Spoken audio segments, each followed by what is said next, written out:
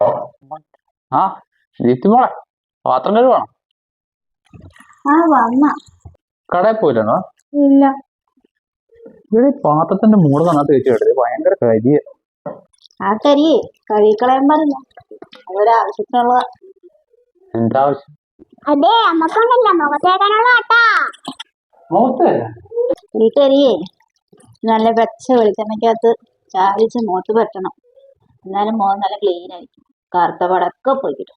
പിന്നെ മുഖത്ത് കരുതി വെച്ച് കഴിഞ്ഞാൽ പാടൊക്കെ പോകുന്നത് ആരാ പറഞ്ഞു? ഒന്നും വിശ്വസിച്ച് ഒരു പരിപാടി ചെയ്യരുത് കേട്ടോ. ഉള്ള കാര്യം നേരത്തെ പറഞ്ഞു.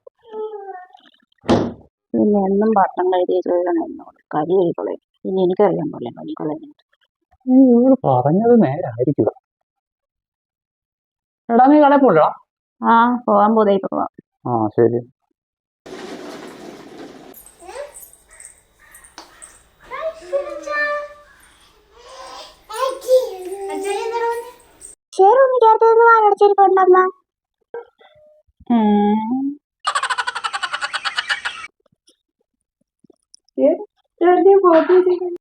നീയല്ലേ പറഞ്ഞത് കരിയും വെളിച്ചെണ്ണയും കൂടെ മുഖത്ത് വെട്ടിക്കഴിഞ്ഞ മുഖം വെളുക്കും?